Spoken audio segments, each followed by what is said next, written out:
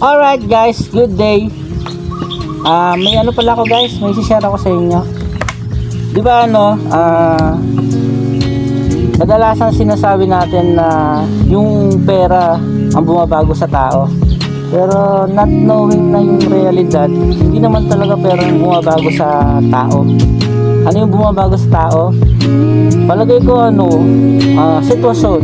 Sitwasyon talaga. Kasi imagine, di ba?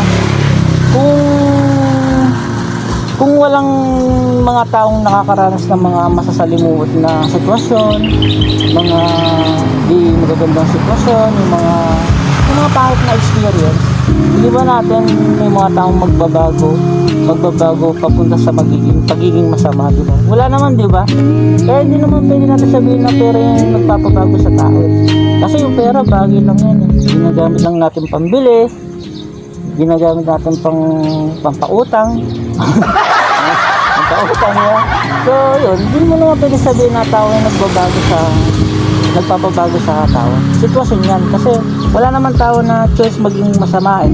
Wala naman taong piniling maging dealing, katawag na ng dealing, ng mga kontrabida, yung mga masama.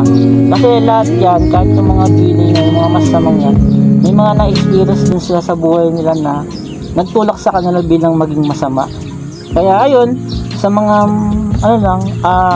I urge you, including me, sa mga may mga mabubuti pang puso dyan, sigapin natin na sa lahat ng mga kasalamuha natin, mag-share tayo ng mga magagandang experience, magagandang memories sa mga taong nakakasalamuha natin. Kasi hindi natin namamalayan yung simpleng pagbibigay ng ganong experience sa tao, nagliligtas sa kanila na wag pumunta sa ganong pumuntang tawag dito. Nagliligtas sa kanila na wag silang matulak papunta sa kanila. Ayun lang, naisip ko lang, wala pa kasi ako nakuha booking guys eh, kaya puro egos yung mga nakita ko pang booking dito, kaya ano naiisip ko.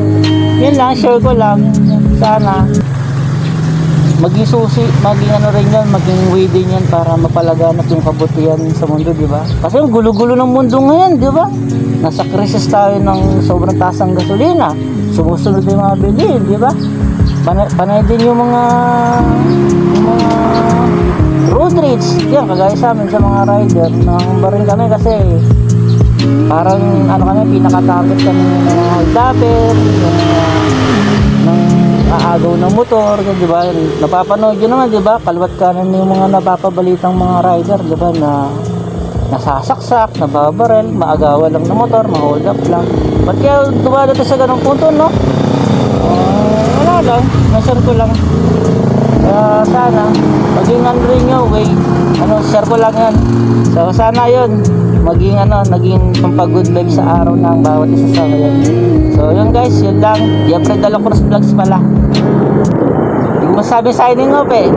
Log in na lang. Kakasama na lang.